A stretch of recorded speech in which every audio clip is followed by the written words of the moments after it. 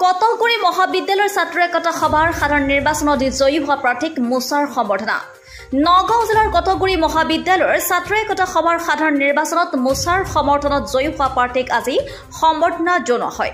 জানিব পৰা মতে যোৱা 20 নৱেম্বৰত অনুষ্ঠিত হোৱা ছাত্ৰ একতা সভাৰ সাধাৰণ নিৰ্বাচনত 15টা পদৰ ভিতৰত 14টা পদতেই মোচাৰ সমৰ্থিত প্ৰাৰ্থী জয়ী হৈছিল।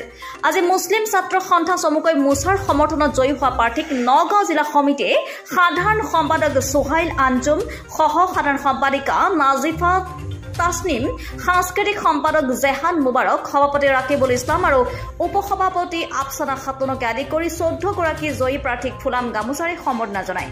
আজি অনুষ্ঠিত হোৱা এই সম্বৰ্ধনা অনুষ্ঠানটোত মুছলিম ছাত্ৰ সন্থা চমুকৈ মোচাৰ নগাঁও জিলা সমিতিৰ সভাপতি ছাদ্দাম হুছেইন, উপসভাপতি আব্দুল ৰহমান, সম্পাদক ইব্ৰাহিম আলী, সহকাৰী সম্পাদক ৰহমত আলীকে প্ৰমুখ কৰি কেন্দ্ৰীয় সমিতিৰ আৰিফ আলী হাজৰিকা উপস্থিত থাকে।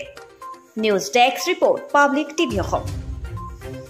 আজি আমি মুছলিম ছাত্ৰ সন্থাৰ নগাঁও জিলা সমিতিৰ এটা সজাতি দল আহি ইতিমধ্যে উপস্থিত হৈ যোৱাকালি হৈ যোৱা ছাত্ৰ একতা সভাৰ 2024-25 বৰ্ষৰ সাধাৰণ নিৰ্বাচনত বিশেষকৈ আমি মুছলিম ছাত্ৰ সন্থাই সমৰ্থন কৰা প্ৰত্যেকজন আমাৰ সমৰ্থিত প্ৰাৰ্থীয়ে বিজয়ী হৈছে আৰু সেয়েহে আমি আহি নগাঁও জিলা মুছলিম ছাত্ৰ সন্থাৰ তৰফৰ পৰা সকলোকে দি সম্বৰ্ধনা জনাইছোঁ।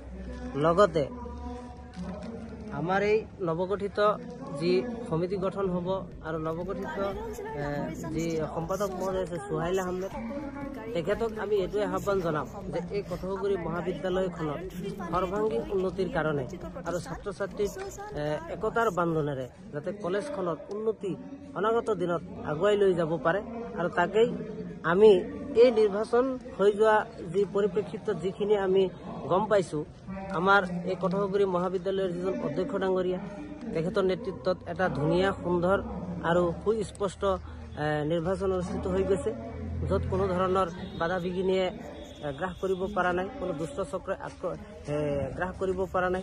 তাৰ কাৰণে আমি কলেজ কৰ্তৃপক্ষক আন্তৰিকভাৱে মুছলিম ছাত্ৰ সন্থাৰ তৰফৰ পৰা অভিনন্দন আৰু ধন্যবাদ জ্ঞাপন কৰিছোঁ। কাৰ্বিআংলং জিলাৰ লাহৰিজানস্থিত সুজান কাৰ ৱাছে সকলো ধৰণৰ গাড়ী গৰাকীলৈ কঢ়িয়াই আনিছে শুভ সংবাদ। আপোনাৰ গাড়ীখন আইৰণ ফ্ৰী পানীৰে ধুবলৈ এক নিৰ্ভৰযোগ্য প্ৰতিষ্ঠান সুজান কাৰ ৱাছ, লাহৰিজান।